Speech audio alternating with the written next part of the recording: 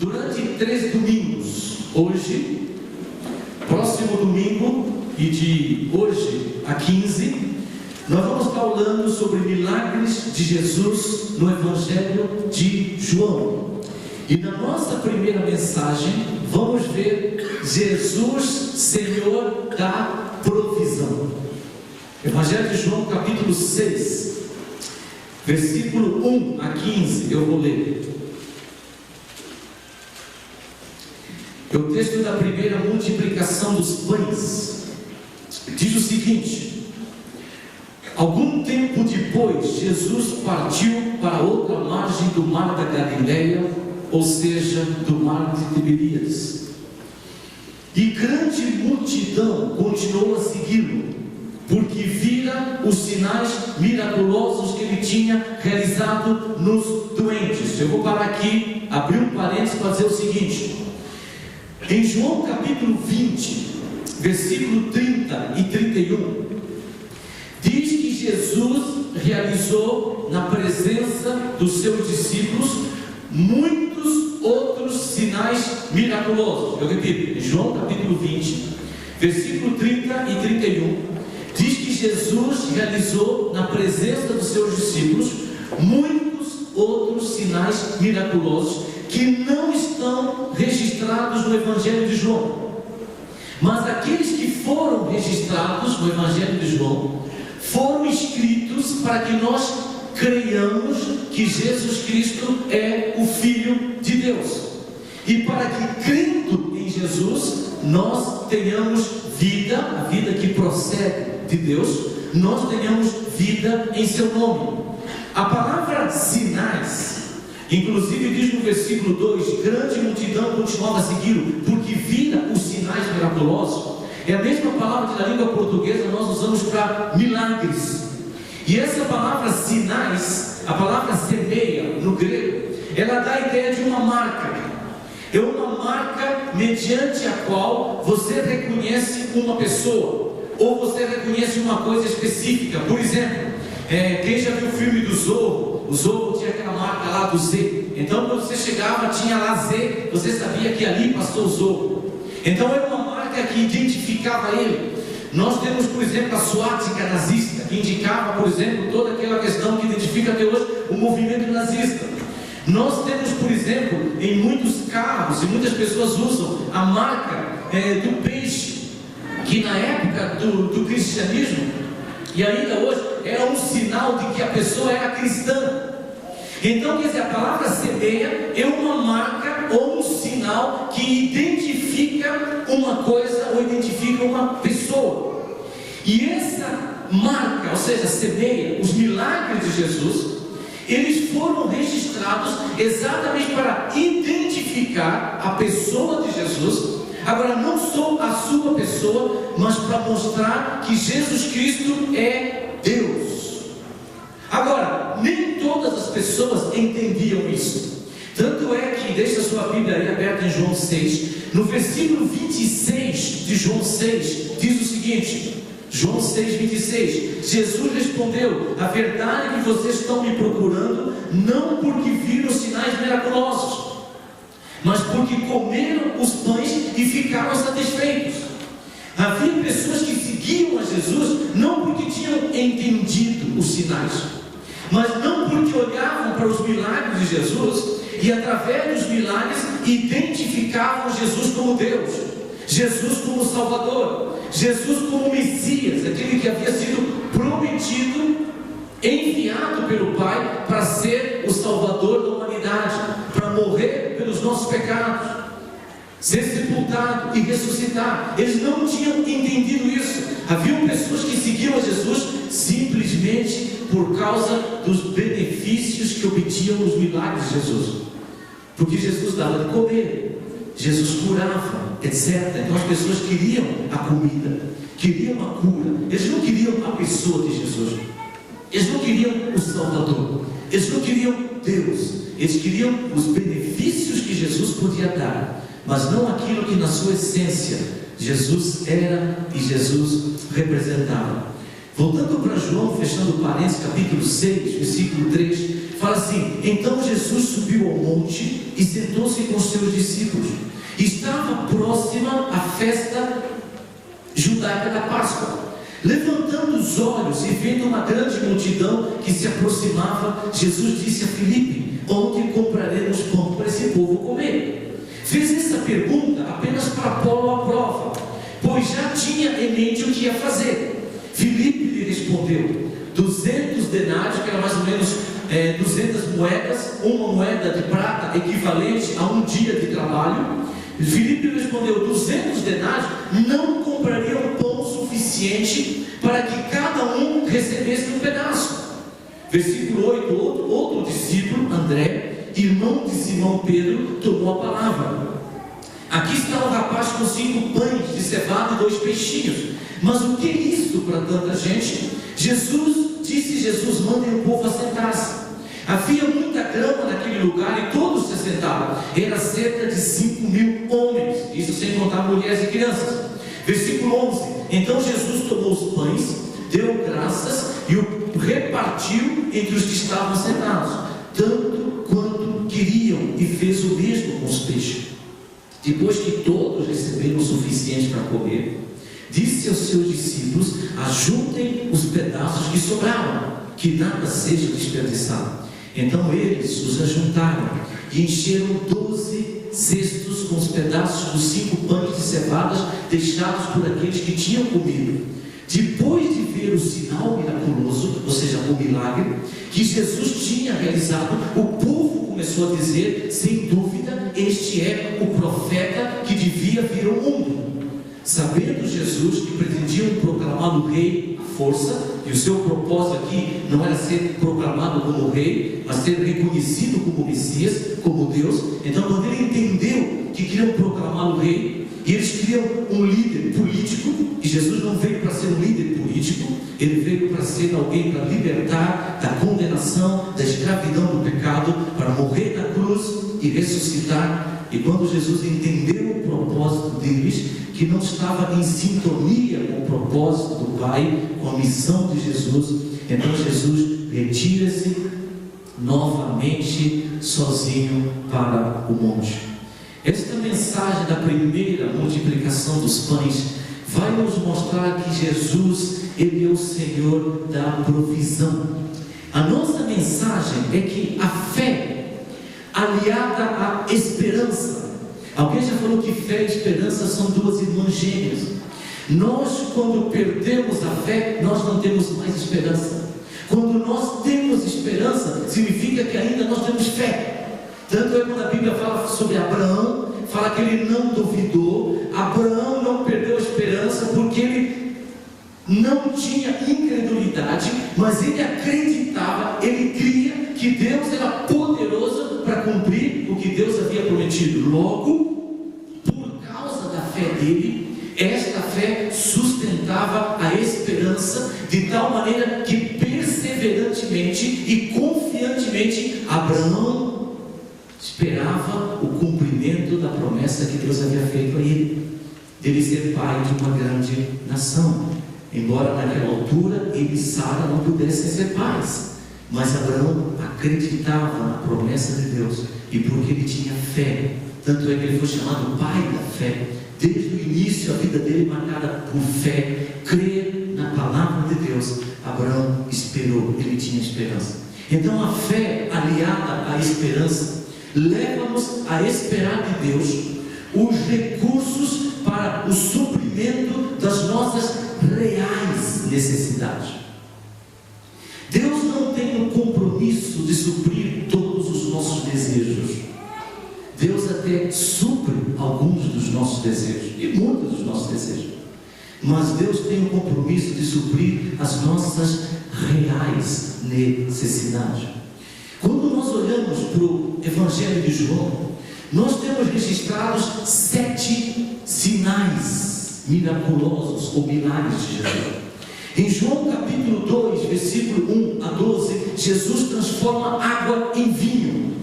E ali Jesus é o Senhor da qualidade. Significa que em Cristo há soluções com qualidade, com excelência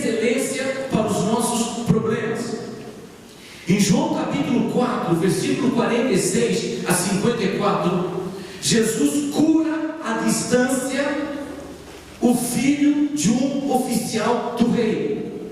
Jesus, sem ir à casa do oficial do rei, Jesus mesmo de longe cura o filho do oficial do rei. E aquele texto nos mostra que Jesus é Senhor do espaço, Ele domina o espaço.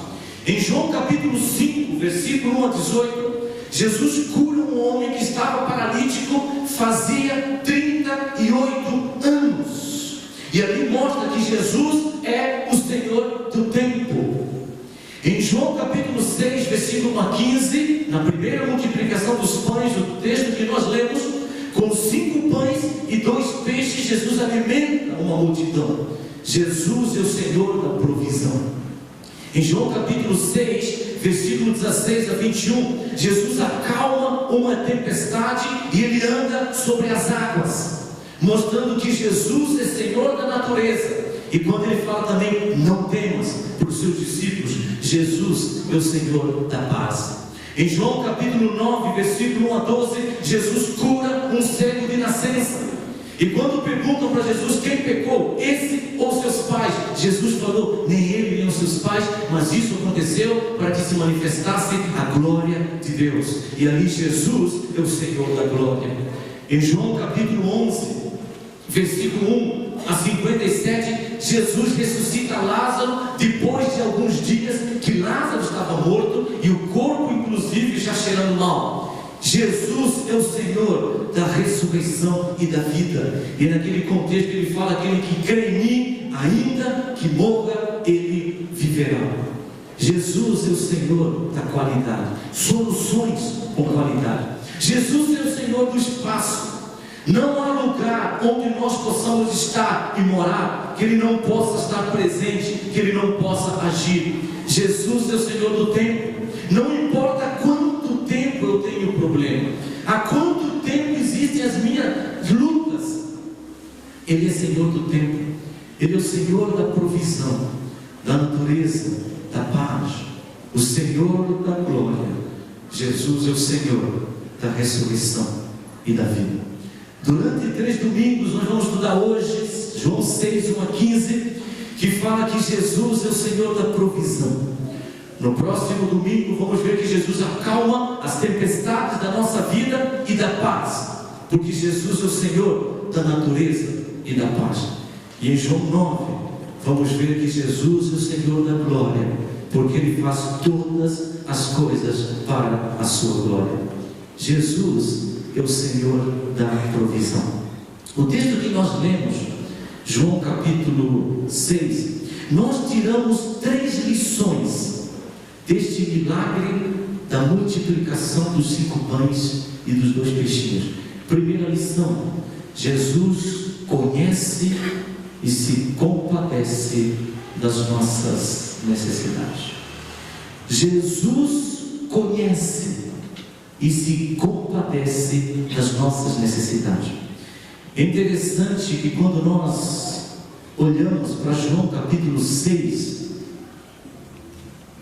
versículo 5, fala assim: levantando os olhos e vendo uma grande multidão que se aproximava. Um texto paralelo a João 6, você não precisa abrir, está em Marcos capítulo 6, você tem no esboço, está no boletim. Marcos capítulo 6, versículo 34 e seguinte, fala que quando Jesus saiu do barco, viu uma grande multidão e teve compaixão delas, porque eram como ovelhas sem pastor. Vocês já perceberam que normalmente no meio das lutas e necessidades, muitas das vezes nós temos a impressão que Deus não vê a nossa necessidade, que Deus não vê a nossa luta? Talvez já não passou na sua mente aquela ideia: será que o Senhor se esqueceu de mim? Será que o Senhor olha para mim? Será que eu sou alguém que tem valor para Deus, de tal maneira que Deus se preocupe comigo? Isso não é novo, essa preocupação. Tanto não é nova que a Bíblia trata sobre isso. Quer ver Isaías capítulo 40? Não está ali? Isaías capítulo 40, eu vou ler, se você não achar, ouça. Isaías capítulo 40, Velho Testamento, diz o seguinte, versículo 26 a 31. Se você não achou, ouça. Fala assim: será que você não sabe, ou melhor, versículo 26, Deus fala assim: ergam os olhos e olhem para as alturas. Quem criou tudo isto? Deus faz uma pergunta. Ele fala assim: aquele que põe em marcha cada estrela do seu exército celestial, e a todas chama pelo nome. Tão grande é o seu poder, e tão imensa a sua força, que nenhuma delas deixa de comparecer. E aí Deus fala no versículo 27, que pode ser uma pergunta que Deus faz para mim ou para você. A pergunta que Deus faz: por que você reclama, ó Jacó? E por que se queixa, ó Israel? Deus talvez podia colocar aqui: por que você reclama, ó Domingos? E por que se queixa, ó Domingos? Ou quem sabe por que você clama, ó Roberto? Por que se queixa, ó Roberto? Ou porque você reclama, Meire? Por que se queixa, ó Meire? Por que você reclama, Lídia? Ou se queixa, Lídia? Deus podia pôr o meu nome, o seu nome, qualquer nome. Agora, o que eles estavam reclamando? Versículo 27: o Senhor não se interessa pela minha situação. O meu Deus não considera a minha causa. E talvez essa possa ser, num momento de necessidade, a sua queixa. Deus não se interessa pela minha situação. Deus não se interessa pela minha causa. E aí Deus responde: será que você não sabe? Nunca ouviu falar? O Senhor é Deus eterno, é o Criador de toda a terra. Ele não se cansa nem fica exausto. Sua sabedoria é insondável. Ele fortalece o cansado e dá grande vigor ao que está sem força. Até os jovens se cansam e ficam exaustos, e os moços tropeçam e caem, mas aqueles que esperam no Senhor renovam as suas forças, voam alto como águias, correm e não se cansam, andam e não se queixam. Havia uma multidão ali, e fala João 6,5, Jesus levantando os olhos, vendo uma multidão que se aproximava. Em Marcos 6, fala que ele viu a multidão e teve grande compaixão delas, porque eram como ovelhas sem pastor. Hebreus capítulo 4, versículo 14 a 16, o autor de Hebreus fala que nós temos em Cristo um grande sumo sacerdote, que se compadece das nossas fraquezas, das nossas necessidades.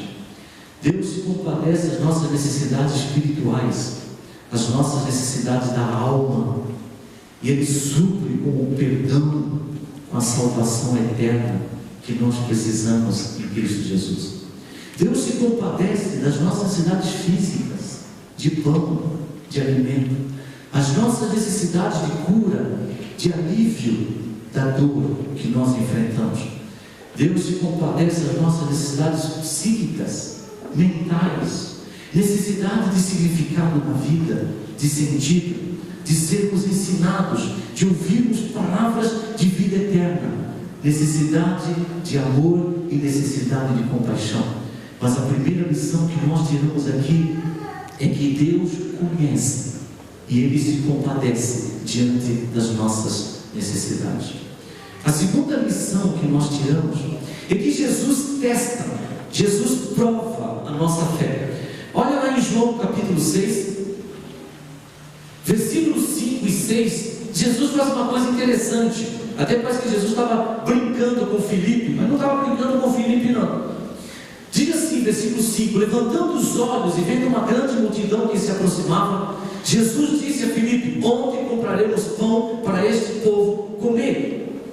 Agora, só de homens eram 5.000, sem contar as mulheres e as crianças. Quando Jesus fez essa pergunta, Filipe ficou apavorado. Filipe respondeu, versículo 6, faz assim: fez essa pergunta apenas para pô-lo à prova, pois já tinha em mente o que ia fazer. Em outras palavras, Jesus perguntou apenas para testar Filipe, para provar Filipe. E aí Filipe responde: Senhor, eu tenho apenas 200 denários, 200 moedas de prata. Aonde nós vamos comprar pão suficiente para que cada um receba pelo menos um pedaço? Houve uma época que Deus chamou Moisés para ser o líder da libertação do povo no cativeiro do Egito. E Moisés falou: Senhor, um homem pesado de língua, cara, mal sei falar, e Moisés gaguejava tremendamente. Deus chamou Jeremias tremeu diante do Senhor. Interessante que quando nós começamos a ler a Bíblia, vemos que grandes homens e mulheres de Deus, diante de um chamado de Deus, tiveram um sentimento de impotência diante da grande tarefa que havia diante deles. Mas Ele testa, Ele prova a nossa fé. É interessante que nós vemos em Gênesis 22, Deus testa Abraão. E se você ler Gênesis capítulo 22, você vai exatamente perceber que no versículo 1 e 2 fala assim, que Deus provou Abraão. Abraão foi testado quando Deus pediu Isaque, o filho promessa, para que fosse sacrificado no Monte Moriá. E quando Abraão vai levar o filho no monte, Deus fala: Abraão, para. Ou seja, na hora de sacrificar o filho, porque Deus falou para ele que ele tinha sido aprovado no teste da sua fé. Em 2 Crônicas 32, 31, fala que o rei Ezequias foi provado por Deus diante dos reis da Babilônia. Deus provou Ezequias, Deus testou Ezequias diante dos governantes da Babilônia. E sabe o que fala ali em 2 Crônicas 32, 31? Que Deus provou Ezequias para saber tudo o que havia no seu coração, para que Ezequias conhecesse tudo que havia no seu próprio coração. Em Deuteronômio capítulo 8, versículo 2, em Deuteronômio capítulo 8, versículo 16, em Deuteronômio capítulo 13, versículo 13, fala que Deus provou, Deus testou a nação de Israel para humilhar. Deus testou para saber o que ia em seus corações e para saber se realmente eles amavam ao Senhor de todo o seu coração, de toda a sua alma. No livro de Jó, Deus permite que Satanás toque na família de Jó, na saúde de Jó, nos bens de Jó, etc., para que a fé de Jó fosse testada. Porque Satanás se apresentou diante de Deus partindo do princípio que a fé de Jó era uma fé meramente interesseira, que Jó se relacionava com Deus apenas porque tinha tudo, e se Deus tocasse na sua fé, Jó haveria, nas suas coisas, Jó haveria de negar a Deus. E Jó foi testado, e diz a Bíblia, testemunhando, que Jó foi aprovado no teste. No livro de Tiago, nós podemos ler no capítulo 1, que todo o verdadeiro crente em Jesus Cristo, todo o verdadeiro Filho de Deus, através das provações, ele tem a sua fé testada, provada, no meio das provações e das lutas. Mas uma coisa boa no meio de tudo isso, é que Deus tem uma promessa, em 1 Coríntios capítulo 10, versículo 13, onde Deus promete que nós não somos tentados ou provados além daquilo que nós podemos suportar. E juntamente com a provação, com a tentação, Deus dá o escape. Ele abre a porta de saída, a porta de livramento. Esta é a promessa de Deus. Primeira lição: Jesus conhece e se compadece das nossas lutas, angústias, necessidades, sejam elas espirituais, físicas, psíquicas, mentais, etc. Segunda lição: Jesus testa e prova a nossa fé através das aflições que nós passamos na nossa própria vida. Charles Swindoll é que fala que existem dois grandes testes da fé, do caráter: Um é o teste da adversidade, das lutas. O outro é o teste da prosperidade. Como nós reagimos no nosso relacionamento com Deus diante das lutas, ou como nós reagimos quando nós estamos prósperos na nossa própria vida. E nesses dois testes, muitas pessoas são reprovadas, porque no teste da adversidade, há pessoas que se revoltam contra Deus, voltam as suas costas para Deus e buscam soluções longe de Deus. E no teste da prosperidade, o coração de muitas pessoas se orgulha ao ponto de se esquecerem de Deus, sentirem-se autossuficientes e sentirem que não mais necessitam de Deus. Jesus testa. Ele falou para Filipe: dai-lhes vós de comer. Ele falou para Filipe: alimenta esta multidão. Mas diz o texto, ele fez essa pergunta apenas para pô-lo à prova, porque ele já tinha em mente, ele já sabia o que ia fazer. As lutas pelas quais você está passando, nas mãos de Deus, são testes da sua fé. Nas mãos de Satanás podem ser instrumentos para tentar criar no seu coração revolta contra Deus, ou para tentar te seduzir de que a parte de Deus é que existem as verdadeiras soluções para o suprimento das suas necessidades. Mas Deus promete que nós não somos tentados além do que nós possamos suportar. Não somos provados ou afligidos além.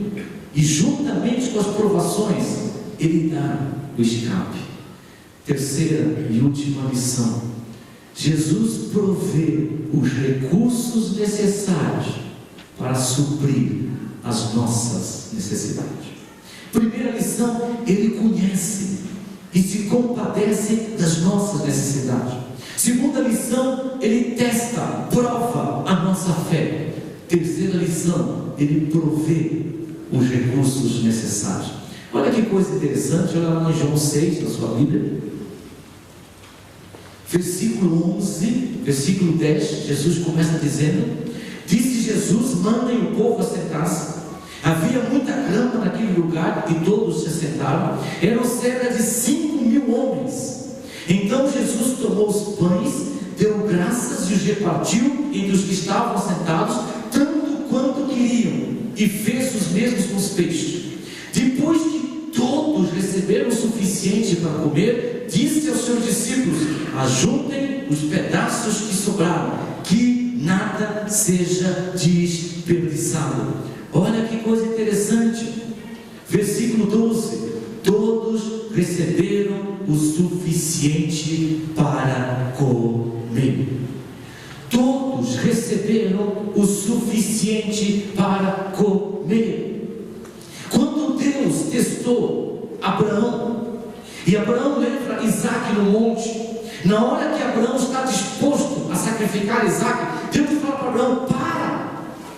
E naquela hora, Abraão se volta e ele vê que Deus provê. Deus proveu o carneiro necessário para o holocausto, para o sacrifício. E aquele carneiro, então, ele foi sacrificado no lugar do seu filho. Agora é interessante você ler ali o livro de Gênesis e você perceber que Abraão, ele acreditava de tal maneira na promessa de Deus a respeito do herdeiro Isaac, que Abraão sabia que mesmo que Isaac fosse morto no altar, Deus tinha poder para ressuscitar Isaac. Mas Deus evitou que o pai passasse pela dor da morte do filho, e Deus dá o carneiro. E Abraão fala: a partir de agora, esse monte se chamará o Senhor provirá, ou aquilo que muitas vezes nós cantamos no hebraico, Jeová Jireh, o Deus que provê. Em 1 Reis, capítulo 17, versículo 2 em seguinte, nós temos aquela famosa história de Elias e a viúva de Sarepta. Quando ela acolhe Elias, e ela tem apenas um pouco de farinha, ela tem apenas um pouco de azeite. O filho daquela mulher veio a falecer. Depois Deus inclusive usa Elias na vida daquela mulher em reanimar aquela criança. Mas o texto registra que aquela farinha e aquele azeite, diz o texto, a farinha na vasilha não se acabou e o azeite na botija não se secou. Agora é interessante o registro, conforme a palavra do Senhor proferida por Elias. Deus tinha dito através de Elias para aquela viúva: Deus vai suprir. E conforme Elias falou, a farinha não se acabou, o azeite não se secou. Em 2 Coríntios capítulo 9, versículos 6 a 11, é aquele texto maravilhoso que Paulo fala que quando nós damos ao Senhor as nossas contribuições para o sustento da obra do Senhor, aquele que muito semeia, o Senhor também muito dá. E Filipenses 4 é aquele texto que quando Paulo está agradecendo aos cristãos que haviam enviado para ele oferta para o seu próprio sustento, Paulo está dizendo assim: e o meu Deus, segundo a sua riqueza e glória, há de suprir em Cristo Jesus cada uma das vossas necessidades. Deus supre, Deus provê. João 6, versículo 12: todos receberam o suficiente. Apenas 5 pães, apenas 2 peixes, mas Jesus operou ali miraculosamente, e através daquele milagre, toda aquela multidão comeu o suficiente. O que nós podemos ver, a lição teológica deste ponto, que Deus supre, é que Deus sempre tem mais do que o suficiente para dar. É interessante isso. Deus, ele é uma fonte inesgotável. Tem um corinho, um cântico que fala assim: se o fardo é pesado, Deus dá maior graça, maior o apoio, maior o consolo. Mais duras as provas, mais perto o Senhor, mais quentes as chamas, mais do seu amor. E aí se faz assim: amor sem limite e graça sem fim. E quando os recursos em nós se esgotarem, as fontes eternas da graça divina terão começado somente a jorrar. Deus tem mais do que o suficiente para dar. É aquilo que Efésios 3, 20 e 21 fala, que Deus é poderoso para fazer infinitamente mais do que tudo que nós pedimos ou nós pensamos. Eu já passei por experiências dessas na minha vida. Uma delas que eu gosto muito de contar foi um dia na Palavra da Vida. Eu estava orando em 1978, há bastantes anos. Eu e Adalto Henriques, que depois se tornou pastor, estudou no Auxiliar Batista, depois se tornou pastor no Rio de Janeiro. Nós estávamos orando na estância, à beira da piscina. Eu estava naquele momento no projeto de ficar noivo com a Raquel. E aí eu tinha que ir para Goiânia, sair de Atibaia para Goiânia. Eu era um aluno que dependia de ofertas para estudar. Nem sempre sabia de onde as ofertas vinham. Os meus pais de Angola, de outros lugares, que podiam mandar dinheiro, até por causa do contexto de guerra civil que Angola vivia naquele momento. Mas eu queria ficar noivo.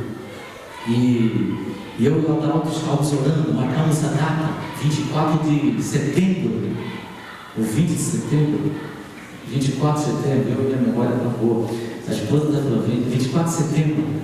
E ali eu estava orando com a Adalto. E a minha oração era o seguinte: que Deus me desse dinheiro para o ônibus, Deus me desse dinheiro para comprar aliança, e Deus me desse dinheiro para levar a Raquel jantar, afinal era noivada. E aí, no meio da oração, à noite, eu nunca me esqueço desse dia, eu falei para o Adalto, para, porque Deus me deu convicção de que Ele vai dar tudo o que eu preciso. Adalto falou, mas como? Eu falei, não sei, tenho convicção, para. E em vez de pedir, nós agradecemos a Deus. No dia seguinte, lá tem uns escaninhos na Palavra da Vida, que é onde eles colocam as cartas. E eu já tinha passado por várias experiências de 77, de pagar mensalidade, alguma coisa. Chegar no meu escaninho, tinha um envelope lá. Abri o envelope, tinha uma oferta em dinheiro. E nem sempre sabia quem tinha colocado aquela oferta. Então naquele dia eu achei que Deus ia fazer a mesma coisa. Então cedo eu acordei, fui no meu escaninho, olhei lá, não tinha nada. Apenas a poeira das estradas de Atibaia, do Seminário Palavra da Vida. E eu tinha marcado viajar depois do almoço, 10 horas da manhã, nada, 11 horas, nada. Meio-dia, nada. Fui almoçar, nada. E eu ia viajar 2 horas da tarde. Até que Deus me deu uma oferta que cobriu a viagem para Goiânia. Comprei as alianças. Levei a Raquel para jantar num bom lugar. E ainda quando voltei para Atibaia, tinha dinheiro para comprar livros para os meus estudos lá. Deus tinha dado mais do que nós pedimos. A história da nova aliança, ela está cheia de relatos da história da igreja. Como Deus muitas das vezes Ele tem dado muito mais do que nós pedimos. Ontem eu estava reunido em Franca, estava eu, Davi Galo, Marcos da Ferreira, que é conhecido como Marcos da Conceição, e o pastor Francis, num projeto que estamos trabalhando com 2 casais de Franca, visando, nós vamos apresentar esse projeto no dia 19 de julho, aqui à noite. E eu falei para eles, Efésios 3, ali não é 30 não, Efésios 3, 20 e 21, é o texto que me segue, é o lema da minha vida, crendo que Deus é poderoso para fazer mais do que nós pedimos ou pensamos. Agora, a lição teológica é essa, a lição prática é: não desperdice o que Deus te dá. Exatamente aquilo que você pode ver no versículo 12, fala assim: ajuntem os pedaços que sobraram, que nada seja desperdiçado. Que lição de economia que Deus dá? É aquilo que Swindoll falava, acho que ele ou foi o Hendricks, eu fiquei em dúvida dos dois. Eu jamais tive medo de morrer, mas eu sempre tive medo de desperdiçar a minha vida. Deus te dá a vida, não desperdice a vida. Deus, os recursos financeiros, os talentos que Deus te dá, a família que Deus te dá, qualquer coisa que Deus te der, não desperdice, não jogue fora. Essa é a lição prática, que nada seja desperdiçado. Na nossa conclusão, para nós experimentarmos isso, que Jesus conhece e se compadece das nossas necessidades, que Jesus testa e prova a nossa fé, que Ele provê os recursos necessários para suprir as nossas necessidades, nessa lição teológica, que Deus sempre tem mais do que o suficiente para dar, a lição prática, não desperdiçar, é uma questão de economia. Agora, para experimentarmos a provisão divina, nós precisamos, primeiro, conscientizarmos da nossa necessidade. Ou seja, isso significa, quando eles perguntam, onde nós vamos comprar pão? 6,5. 6,6. 200 denários não comprariam pão suficiente. 6,9. 5 pães de cevada e 2 peixinhos. Mas que isso para tanta gente? Essa conscientização, ou seja, de nós pensarmos na nossa necessidade, ela vai exatamente levar àquela ideia: qual é a minha necessidade? Eu preciso me perguntar: qual é a minha necessidade? Foi aquilo há pouco que o Saulo perguntou durante o tempo de louvor: qual é a necessidade? Qual é o desafio? Qual é o inimigo que nós precisamos vencer? Uma vez que eu me conscientize da minha necessidade, eu preciso dar outro passo, com fé e esperança, levar em oração a Jesus. Quando Jesus falou: o que vocês têm? Tinha 5 pães e 2 peixes. 5 pães e 2 peixes fora da mão de Jesus não davam para alimentar alimentar aquela multidão. Mas 5 pães e 2 peixes colocados na mão de Jesus tornaram-se em milagre. Filipenses 4,6: não andeis ansiosos de coisa alguma, mas aquilo que te preocupa, leva a Deus em oração, e a paz de Cristo, que excede todo entendimento, guarda a mente e as emoções de Cristo Jesus. 1 Pedro 5, 6 e 7: humilhai-vos diante da poderosa mão de Deus. Aí você pergunta, por quê? Pedro fala, porque Ele tem cuidado de vós. Aí você fala, como humilhar? Pedro fala, lançando sobre Ele toda a vossa ansiedade. Em Mateus 6, 25 a 34, Jesus fala, olha para os lírios, olha para os pardais. E Ele fala, o Deus Criador que cuida dos lírios e dos pardais não vai cuidar dos seus filhos? Ele fala, buscar em primeiro lugar o reino de Deus e sua justiça, que é o domínio de Deus sobre a nossa vida. Ele fala, em todas as outras coisas vos serão acrescentadas. Você crê que Deus não mente? Você crê que Ele não engana? Diz a Bíblia em Tito que Deus não é homem para mentir. Qual é a sua necessidade? Você tem levado a sua necessidade a Deus em oração? Você crê que Deus não mente? Que Ele não engana? A Bíblia fala que Deus não é homem para mentir. Você tem aquela ilustração lá, o homem está em cima do barrilzinho, e ele fala, venha querida sogra, sei que não sabe nadar, mas aqui a água está pela cintura. E na verdade ele está enganando a sogra. Ele quer que ela entre na água, e como ela não sabe nadar, vai morrer. Ele está enganando. Ele está mentindo. É uma brincadeira, uma ilustração. Mas para dizer que Deus não faz isso conosco. Deus não nos promete uma falsa segurança. Deus não nos promete algo falso. Sabe qual é o nosso medo às vezes? É de irmos para Deus, colocarmos nas mãos dele o nosso problema, a nossa vida. No entanto, nos decepcionarmos com Deus, porque Deus nos enganou, porque Deus nos deixou na mão.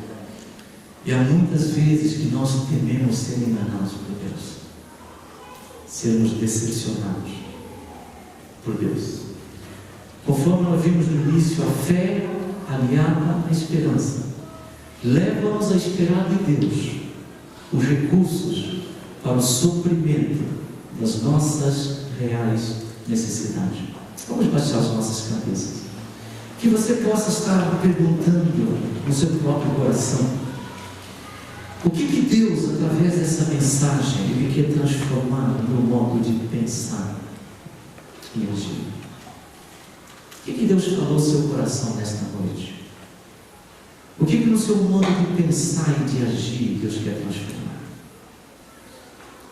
Nós vimos as 3 lições. Jesus conhece e se compadece das nossas necessidades. Será que Deus quer transformar no seu coração aquele sentimento que você possa ter de que Deus não conhece as suas necessidades? De que Ele não se interessa pelas suas necessidades? Ele testa, prova a nossa fé. Será que Deus nessa noite quer mudar o meu modo de pensar e o seu de agir? Sabemos que diante das aflições e das lutas,